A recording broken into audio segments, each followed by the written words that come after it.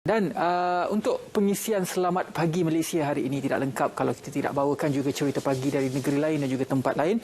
Untuk kali ini kita akan bawakan cerita pagi di daerah Pulau Langkawi. Tetapi sebelum itu kita lihat dahulu ini perkembangan COVID-19, kes COVID-19 di Langkawi yang mana telah pun dicatatkan sebanyak 15 kes baru. Ini semalam dan juga kalau kita dapat lihat pecahan-pecahannya, Kampung Bendang Baru 2 kes positif dicatatkan, Kampung Bukit Tangga 1 kes, Kampung Sungai Tepa 2 kes dicatatkan, Kampung Bukit Malut 5 kes positif dicatatkan, Jalan Kolam Udang Bukit Malut juga 1 kes dicatatkan, dan juga Mukim Air Hangat iaitu Kampung Kilim sebanyak 4 kes dicatatkan. Jadi ini adalah penularan tempatan di Pulau Langkawi. Kita mendoakan supaya Pulau Langkawi kembali pulih kerana seperti mana yang telah pun dirancangkan, Pulau Langkawi antara pulau yang akan menjadi orang kata perintis kepada pasca COVID-19. Bagaimanakah perkembangan pelancongan selepas ini apabila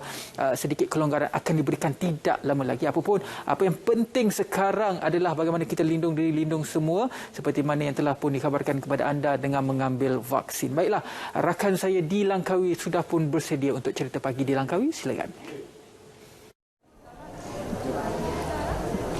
Baik, terima kasih rakan penyampai di studio Selamat Pagi Malaysia. Assalamualaikum, salam sejahtera. Cerita pagi Langkawi ketika ini saya berlintas langsung seketika dari salah satu pusat pemberian vaksin PPV integrasi di Langkawi untuk berkongsi kepada anda mengenai dengan proses pembukaan hari pertama PPV integrasi pada ketika ini, dan untuk berkongsi dengan lebih lanjut bersama-sama dengan saya pada hari ini iaitu tetamu saya yang berbahagia, Dr. Othman Warijo, Pengarah Kesihatan Negeri Kedah. Assalamualaikum Dr. Waalaikumsalam warahmatullahi wabarakatuh. Baik Dr, terima kasih kerana sudi bersama dengan kami di Selamat Pagi Malaysia pada pagi ini. Mungkin Doktor boleh berkongsi sedikit mengenai dengan proses sebelum ini dan hari ini pembukaan hari pertama PPV integrasi di Langkawi hari ini, Doktor.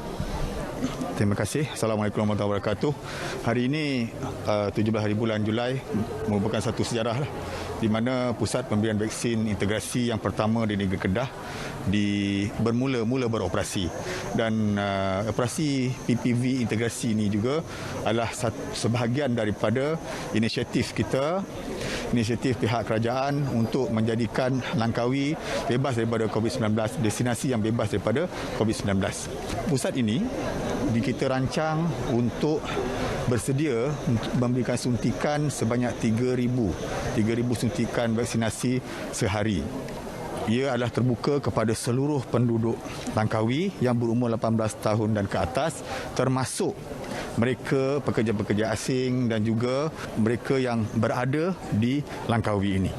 Jadi Doktor, bagaimana pula dengan setakat ini pendaftaran untuk menerima vaksin dan juga janji temu untuk menerima vaksin di daerah Langkawi, Doktor? Secara umumnya sehingga 14 hari bulan Julai, sebanyak 80.3% daripada penduduk yang berlayak 18 tahun dan ke atas telah mendaftar.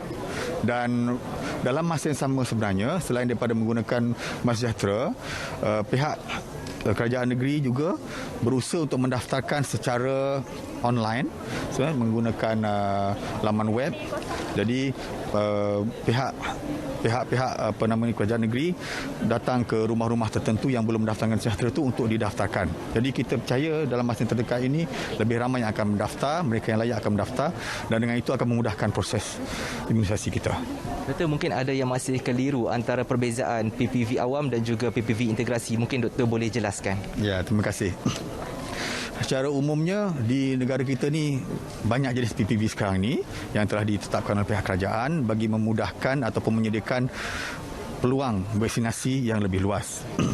PPV awam, Pusat Pemberian Vaksin Awam, adalah yang dikelolakan sepenuhnya oleh agensi awam, iaitu CITF daerah dan negeri bersama-sama dengan Jabatan Kesihatan ataupun pihak Kementerian Kesihatan di kawasan yang berkenaan. Bagi PPV integrasi, ia adalah gabungan antara agensi awam dengan agensi swasta. Untuk PPV integrasi ini, kemudahan tempat, kemudahan peralatan tertentu seperti sistem pendaftaran, perkhidmatan ambulans disediakan oleh pihak kerajaan. vaksin dan juga alat suntikan disediakan oleh pihak kerajaan, iaitu agensi-agensi CITF kita, Kementerian Kesihatan, pihak berkuasa tempatan, JKR dan sebagainya. Ya. Juga dari segi keselamatan juga oleh pihak kerajaan, iaitu seperti polis, APM, rela dan sebagainya. Tetapi untuk suntikan, kerja menyuntik disediakan oleh pihak swasta. Ya, dan daripada mula mendaftarkan dalam MySejahtera untuk suntik sehingga ke perawatan sekiranya ada masalah yang tidak dijangkakan, ya, semuanya adalah atas tanggungjawab pihak swasta. Jadi ialah merupakan gabungan. Dan satu lagi, pusat pemberian vaksin swasta, sama ada GP ataupun pusat pemberian vaksin PIKAS, itu adalah yang dikendalikan sepenuhnya oleh pihak swasta. Dari segi penyediaan tempat sampailah ke suntikan. Itu beza di antara PPV yang berkenaan. Baik Doktor, mungkin soalan yang terakhir daripada saya. PPV ini dijangka akan beroperasi selama 40 hari dan adakah dalam tempoh itu Langkawi mampu untuk mencapai imuniti kelompok yang disasarkan itu, Doktor? Ya, Alhamdulillah, insya-Allah. Itu sasaran kita. Jika kita dapat melaksanakan suntikan 3,000 suntikan yang maksimum itu sehari, ya, kita jangkakan dalam masa 42 hari itu kita akan dapat memberikan suntikan pertama dan kedua kepada seluruh penduduk. Kerana selain daripada PPV integrasi ini, pada masa ini kita telah ada PPV awam. Satu di Kompleks Sukan Lada dan satu lagi di Dewan Syifa Klinik Kesihatan Padang Maksirat. Jadi dua ini adalah yang sedang berjalan. Dan begitu juga kita ada pada masa ini ada 2 klinik swasta yang juga menjadi PPV GP, kita panggil PPV GP. Jadi ini semua akan bergabung dan kita percaya dalam masa yang terdekat ini pada bulan September kita akan dapat capai liputan imunisasi yang kita harapkan.